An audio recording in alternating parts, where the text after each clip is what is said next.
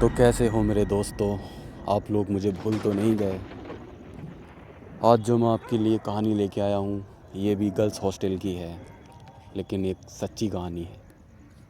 तो चलो फिर बिना टाइम ख़राब किए कहानी स्टार्ट करते हैं। दोस्तों, शहर की चकाचौंध से दूर एक गर्ल्स हॉस्टल था, पुराना शांति निवास। नाम शांति था, पर वहाँ की दीवारें कुछ ऐसा जानती थीं दोस्तों, जो वहाँ के लोग सुनना नहीं चाहते थे। दोस्तों, हमारी कहानी शुरू होती है अनन्या नाम की लड़की से।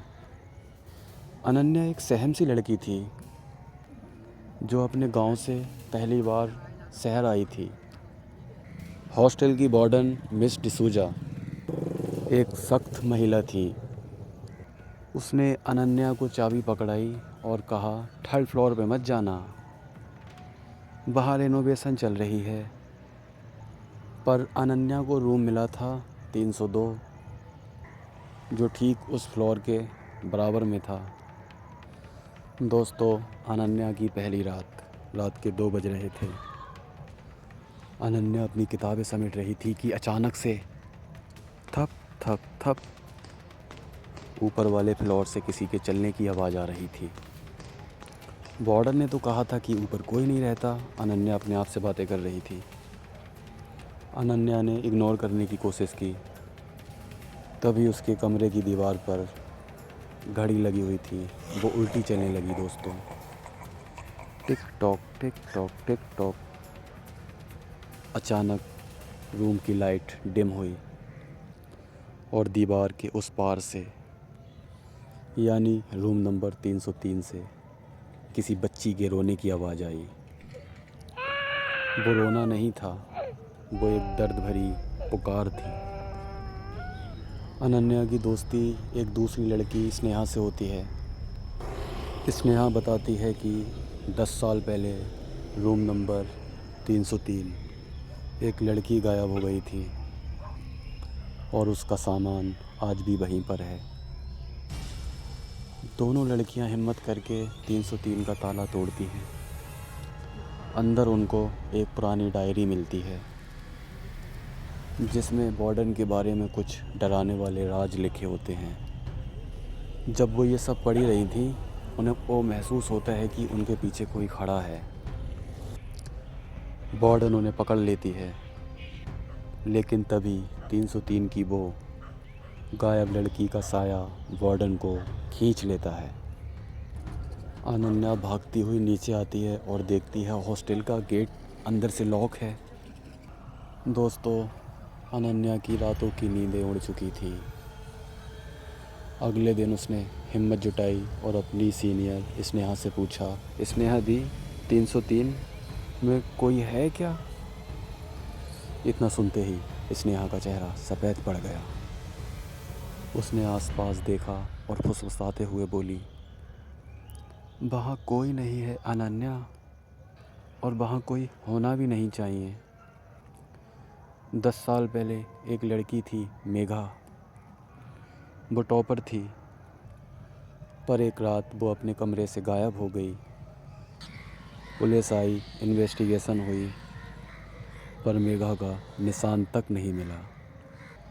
वार्डन कहती है वो भाग गई, पर हम सब जानते हैं उस रात हॉस्टल का मेन गेट बाहर से लॉक था। दोस्तों, अनन्या को यकीन हो गया था कि जो उसने रोने की आवाज़ सुनी थी वो मेघा की थी। दोस्तों, रात के 1:30 बजे दोनों ने फैसला किया कि वो रूम नंबर 303 के अंदर जाएंगे। पुराना लकड़ी का दरवाज़ा जिस पर धूल जमी थी। जैसे ही अनन्या ने ताला छुआ तो वो पहले से ही खुला हुआ था।